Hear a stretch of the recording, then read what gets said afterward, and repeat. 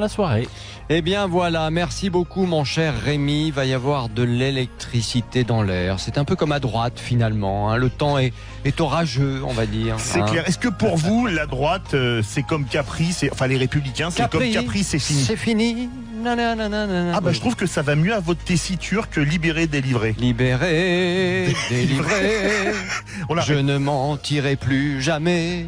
Mais vous pourrez bientôt faire un duo, je pense. Oui, avec Anaïs Delva. Ah mais je vous verrai bien tous les deux. Très bien. La Reine des Neiges. Vous seriez le roi des neiges. Tant que c'est pas le roi des nains. Sud Radio, les vraies voix. Philippe David, seul contre tous. L'avis de décès a été annoncé hier soir en direct durant le 20h de TF1 lorsque Laurent Wauquiez a annoncé sa démission de président des Républicains, une démission due à l'estocade de dimanche dernier lors des européennes, les banderilles ayant été plantées depuis des semaines par Emmanuel Macron. C'est pourquoi, seul contre tous jusqu'à 20h sur Sud Radio, je l'affirme, Macron a fini d'achever la droite. Oui, car cette démission est le commencement de la fin pour les Républicains. Certains quittant déjà le navire en appelant à des alliances avec l'AREM pour les prochaines municipales, comme Klaus Goasgen, le maire du 16e, dans ce studio vendredi dernier. C'est pourquoi je le répète, et Chopin va vraiment très bien pour cette intro. Macron a fini d'achever la droite. Mais il n'est pas le seul. Un proverbe dit d'ailleurs qu'on n'est jamais trahi que par les siens. Quand des personnes comme Valérie Pécresse ou Gérard Larcher taillaient Wauquiez dès dimanche dernier, ils achevaient eux aussi leur camp, mais pas avec l'épée du matador. Plus avec le baiser de la mort. Vous savez comme on fait dans les clans mafieux. Quand un chef de clan veut la mort de quelqu'un, il l'embrasse. C'est pourquoi je le répète, seul contre tous, Macron a fini d'achever la droite et les Républicains ne pourront pas s'en relever car les solutions proposées entre autres par Gérard Larcher, un grand rassemblement de la droite et du centre, sont une hérésie puisque ça existe déjà. Ça s'appelle la République en marche et qu'on préférera toujours un parti neuf et un ancien. Comme le disait le communicant Jacques Isabello il y a 3 ans, Macron c'est Juppé avec des cheveux. Et on préférera toujours du jeune avec des cheveux que du vieux chauve. Je sais de quoi je parle. C'est pourquoi je le répète, seul contre tous, Macron a fini d'achever la droite. Non mais il vous reste quelques petits cheveux derrière quand même. Vous êtes sûr? David, oui, je suis sûr. Oui. Ah bah attendez, je vais toucher. Oui, vous avez raison. Voilà. Vous votez sur le compte Twitter de Sud Radio, évidemment, comme chaque soir, les réseaux sociaux, d'accord, pas d'accord. Une petite première tendance, 60% de nos auditeurs qui sont d'accord avec vous, Philippe David. Et Yoka sur Twitter qui nous dit Macron, c'est surtout la France qui l'achève. Voilà un petit peu le ton sur Twitter.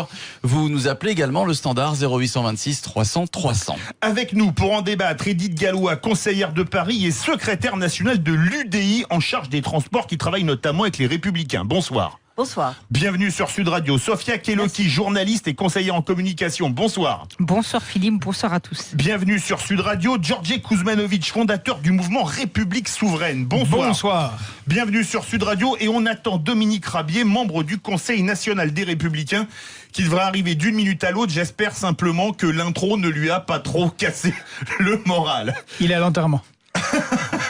Bah, écoutez-moi, ça a été rapide depuis hier soir. Dominique Rabier, membre du Conseil national des Républicains. Vous êtes d'accord avec moi quand j'affirme que Macron a fini d'achever la droite hier soir? Non. Bien évidemment. Ça m'étonne pas. Bien évidemment. Alors d'abord, désolé pour mon retard, mais 40 minutes sans train. Si on a l'occasion de parler tout à l'heure de Valérie Pécresse, j'ai fait un petit coucou. Déjà, quand on parle de la droite, et je suis très heureux, et c'est aucune flagornerie d'avoir une représentante de l'UDI. Je préfère quand même l'UDI au MoDem pour certaines raisons, il faut bien l'imaginer. Mais alors déjà, il faudrait qualifier et dire ce qu'est la droite.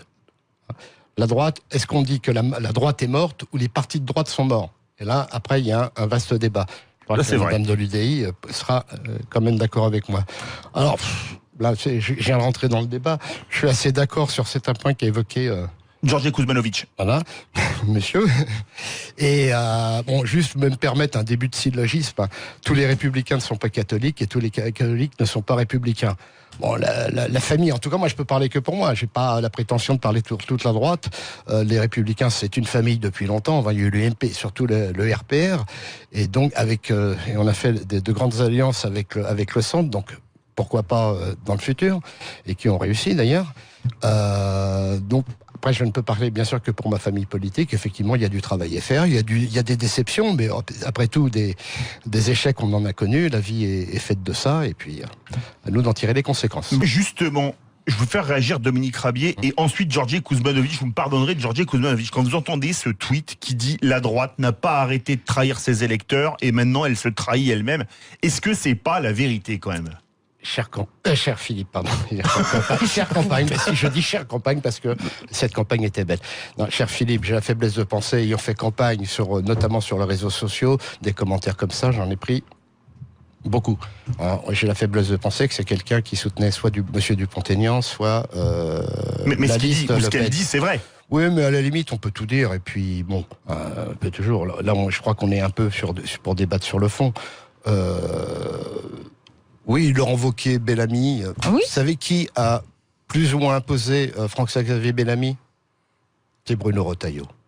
Enfin, imposer, c'est peut-être un mot un peu fort. Ouais, voilà. Ils se sont entretenus.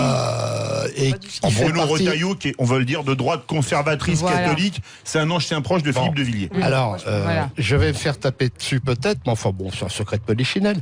Mais parlons vrai. Alors maintenant, il fait partie de ceux qui ont réclamé la tête de Laurent Wauquiez, soit directement, soit à mots couverts. Bon, je rappelle simplement que les Républicains, notamment par une motion, enfin un congrès de 2014, c'est à peu près un tiers, effectivement, de ce qu'on appelle les conservateurs, un tiers de gaullistes, droite sociale, et le reste s'étale avec les libéraux, avec plus ou moins 10% de souverainistes. Bon, là, vous avez le tableau. Laurent Wauquiez a fait ce qu'il a pu. Je vois comme si... Philippe, vous me laissez quand même un peu plus de temps pour évoquer Laurent Wauquiez. À la fin quand même de la débâcle, je fais rapide, à la fin de la débâcle de 2017, parce que c'est quand même la deuxième qu'on a, il aurait pu prendre la tête des Républicains. Il a attendu. Moi, je poussais, j'avais souvent un proche avec lui qui poussait. Non, Laurent Wauquiez veut prendre son temps. Alors qu'on le décrit comme quelqu'un d'agité. Non, il a pris son temps, il a attendu son élection. Statutairement, il pouvait prendre le pouvoir. Il a attendu. La liste, il n'a pas imposé, il a réuni les trois familles politiques, que vous connaissez. Je pense que maintenant, c'est un peu facile de lui faire un procès. Il a démissionné, il va y avoir de nouvelles élections, statutairement c'est comme ça. À la rentrée. Après, on verra. Parce que ceux qui se crient au loup là aujourd'hui, et je finis rapidement, ils ne sont pas présentés contre lui. Voilà. Ils n'ont pas l'apprécié. En 2017. Bon. Et puis surtout là, je pense qu'on va pas se battre pour avoir la place. Exactement. Vous avez conclu pour moi, merci. Mais on va en parler après. Georgi Kuzmanovic, est-ce que finalement, quelque part, le principal problème des Républicains, comme le disait ce tweet, c'est qu'ils ont trahi leurs électeurs, comme le Parti Socialiste a trahi les siens, notamment sous François Hollande, et que même cause, mêmes effets, ils se retrouvent les uns à 6%, les autres à 8%. On va remonter au 22e congrès du Parti communiste, c'est en 76. Mais justement, vous qui êtes chez les Républicains, au Conseil national des Républicains, Dominique Rabier, est-ce que quelque part, cette liste, c'était pas un peu tout et son contraire ?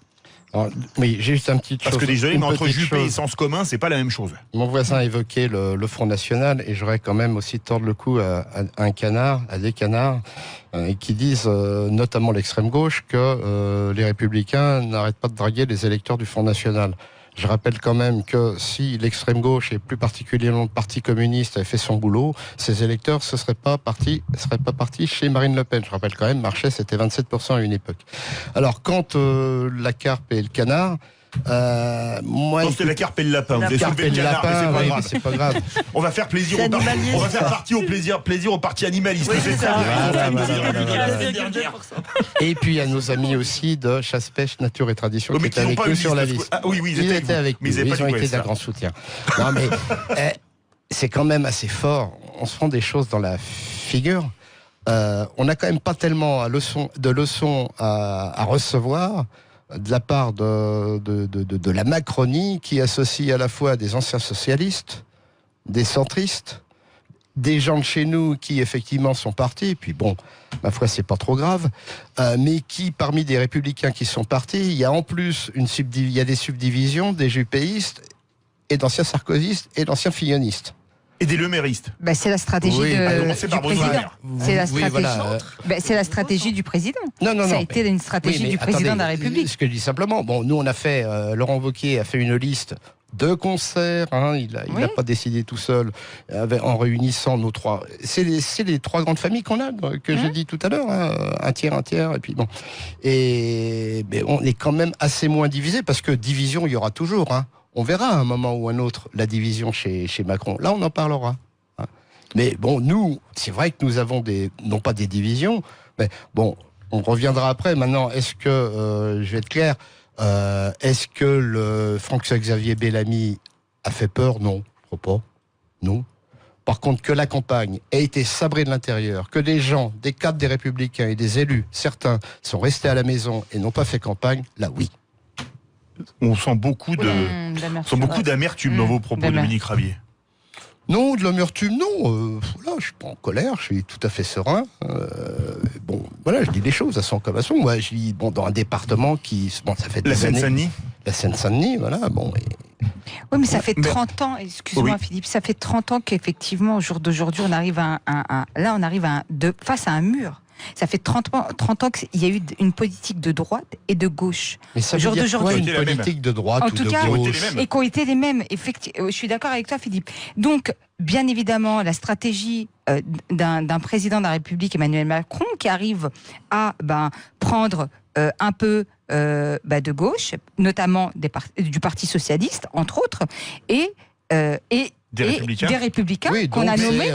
Donc à carpe et de lapin, je me trompe pas. Justement, est-ce que quelque part, tiens, Edith Gallois, ce mariage, on va revenir des Républicains, des socialistes chez LREM, ça valide pas l'ancienne thèse de Marine Le Pen qui était l'UMPS. À l'époque, elle parlait du MPS. Est-ce que finalement, la République en marche, ça rassemble pas large parce que c'est l'UMPS, le bloc central? Bah oui. J'ai pas mis l'UDI dedans, vous apprécierez. Bah oui. Ça le devient évidemment, mais encore une fois, cette victoire, ce résultat des européennes, c'est une victoire stratégique d'Emmanuel Macron. En réalité, il y a eu une victoire dans les chiffres politiques comme ça, symbolique en fait, de Marine Le Pen, mais c'est la victoire stratégique d'Emmanuel Macron. Ah bah oui. Voilà. Parce qu'il a grandement limité les dégâts, il a moins d'1% alors qu'il était mais au-delà de ça, il a créé ce grand bloc central et il a créé, encore une fois, ce vide autour de lui qui fait que tout ce qui n'est pas entre lui et le Front National, le vote Front National, Rassemblement National, fait peur et les gens se réfugient dans le vote macroniste. Mais alors justement, il y avait une question que je voulais poser, mais je voulais la poser à Dominique Ravier. Non, mais pas de problème. C'est pas sur la violence. Aujourd'hui, il n'y a plus d'alternative. Le recours chez les Républicains. Tiens, Nicolas Sarkozy, ça pourrait être lui. Parce que je vois personne d'autre. Il a appelé ses chefs dimanche soir. Non. Moi, je voudrais juste revenir sur chose parce que je crois qu'il nous reste plus beaucoup de temps. Il nous reste 6 minutes. Alors, on va faire vite. D'abord, je voudrais préciser quelque chose parce qu'on entend souvent dans les médias une chose entre le social. Il y en a qui disent sociolibéraux. On va quand même faire une distinction qui date de 1907 entre le social-libéralisme et le socialisme libéral. Quand même, il y a un monde. Et je vois plutôt le socialisme libéral, c'est dans la foulée des Hollande, des Valls et des Macron. Cette élection-là, des européennes, et en fait celle de 2017, c'est tout simplement, et la victoire de Macron, c'est simplement, ni plus ni moins qu'une revanche. Ne le prenez pas mal, Madame Gallois, mais c'est une revanche des Giscardiens sur le RPR. Et puis, il ne faut pas aller chercher plus loin. Ils n'ont jamais digéré qu'en 81, Chirac, parce qu'il faut l'UDF contre le RPR, quoi. L'UDF, les Giscardiens. Je dis les Giscardiens, parce que c'était Giscard qui se présentait. Faut pas aller chercher plus loin que ça, c'est tout. Mais le recours, qui ça pourrait être? Alors, qui ça pourrait être? Écoutez, il va y avoir un nouveau patron chez LR d'ici quelques semaines, quelques mois. Les statuts nous obligent chez les Républicains donc il y a Jean Leonetti, le numéro 2 là, qui est président par intérim. Pour un parti en fin de vie, c'est parfait. Oui, je vois la boutade. D'ailleurs, et on n'a pas assez de temps pour parler de choses. Contre l'acharnement. Mais il est contre l'acharnement thérapeutique comme Edith Gallois. Socrate l'était déjà il y a 2400 ans. Alors, nous allons avoir des élections. Là, c'était une mini-révolution de Petit Palais. Les militants vont avoir leur mot à dire et vont peut-être pas laisser les choses se passer comme certains voudraient que ça se passe. Et je vais répondre rapidement à la violence qu'il va y avoir. Moi, je la vois pas trop dans la rue. Sinon, ça se serait depuis 7 ou 8 mois. Puis certains ont quand même des souvenirs de mai 68. Par contre, Emmanuel Macron nous avait promis en 2017 de faire barrage au Front National. Il nous a repromis en 2019 de faire barrage au Front National. Je ne crois pas qu'il nous la fasse une troisième fois et je ne crois pas qu'il arrivera à embobiner une troisième fois les gens en 2022. Mais c'est normal, c'est parce qu'ils vendent les barrages aussi. Aussi. Alors justement, qui peut Mais être il y a eu le barrage ouvert et de mal passé. Et ça, c'est mal passé, mal passé. Oui, ça c'est le cas de le dire. Xavier Bertrand. Xavier Bertrand. Certains parlent de lui Oui. également en 5 secondes. Ça va être, Pourquoi ça va être pas, 17, mais je c'est vais pas faire de 10% pronostic Xavier là-dessus. Bertrand. Moi, ce que je voudrais juste dire, c'est qu'en fait, pour répondre à votre question initiale, c'est que en politique, on n'est jamais mort. Ça, Très bien. c'est un message de résurrection. Merci beaucoup pour cette phrase christique Edith Gallois. Macron a fini d'achever la droite. Vous êtes 61% d'accord avec moi. De suite, le loft musique de notre ami Yvan Cujous avec des découvertes toujours brillantes et Jean-Pierre Pasqualini. Restez bien avec nous sur Sud Radio. Sud Radio, les vraies voix, jusqu'à 20h. En Ariège, c'est le temps des transhumances. Accompagner les troupeaux dans les estives pyrénéennes.